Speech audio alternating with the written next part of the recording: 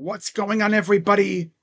Crazy Dog back with more breaking Blue Jackets news for you guys. As Don Waddell decided to get in on the re-signing frenzy that has broken out in the NHL as teams get ready for the start of NHL free agency tomorrow at noon. I mean, every time I look on Twitter, another player's getting re-signed. Of course, recently we re-signed Dante Fabro, which I love that move. And here's what's funny, right? So up until really today, I hadn't really heard anything positive about a potential Ivan Provorov return. That was until earlier this morning when news came out that Don Waddell was in negotiations with Ivan Provorov's camp. And that tells me one thing. Don Waddell was going to go after somebody, but word got out that that player was resigning with his current team. And once word got out, he decided to pivot and instead focus on bringing back Ivan Provorov. And so the day went by, and just a little while ago, ironically, while I was hanging out in Hot Take Hockey's live stream where he was talking about Mitch Marner getting traded to the Knights, this tweet dropped from Elliot Friedman, and I quote, "Also hearing that Ivan Provorov will be re-signing in Columbus." So there you have it. We have pretty much brought back the majority of our top defensive unit. Obviously, you have Werenski, you have Severson, Fabro, and now Provorov. You can even include a guy like Goodbranson if you want to, right? Yeah, our top guys are all locked in long term. You love to see that. Now, as far as the years and the money part of the deal, Elliot Friedman, once again, hit us with it. 7 years, $8.5 million. So yeah, he's not going anywhere for a while. In fact, that puts him up there with Damon Severson.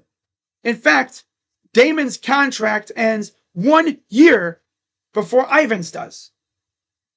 And then, of course, you have Zach Werenski, whose contract ends after 2027, 2028. Let's be honest. He's going to get another juicy extension. And then Dante Fabro, his contract ends after 2028, 2029. And if you look at the age of that unit itself, they're all like in their late 20s and 30s, into the 30s. Werenski's 27, Provorov's 28, Severson's 30, and Fabro is 27. Obviously, the oldest of the bunch is Eric Goodbranson, who's 33. You could even include Jack Johnson, but he's a free agent. And I just don't see them bringing him back again. And then Jordan Harris, he wasn't given a qualifying offer, so he's a free agent now.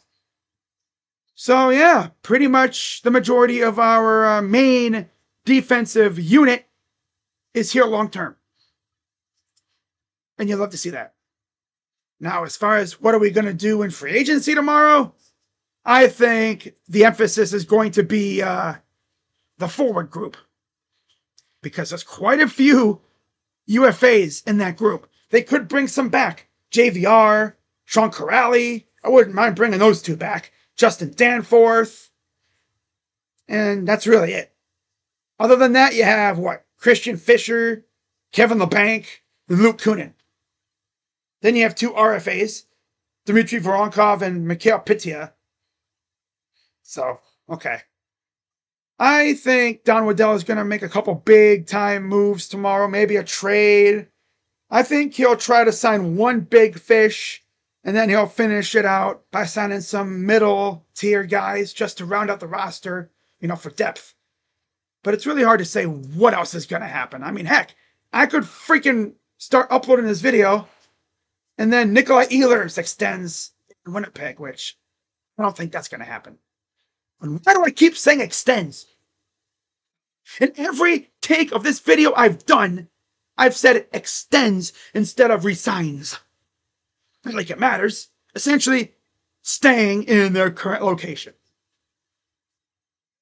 Because in my eyes, Nikolai Ehlers, I think, is like target number one for the Blue Jackets now that Mitch Marner is going to Vegas. Yeah, in a sign and trade. So he's off the board. See what happens tomorrow, but if any more rumors come out, if anything else happens, like a trade or something, I'll definitely have a video. And we'll see what the Cavs do. Because NBA free agency starts in about 10 minutes. Although, knowing Kobe Altman, he ain't gonna do nothing.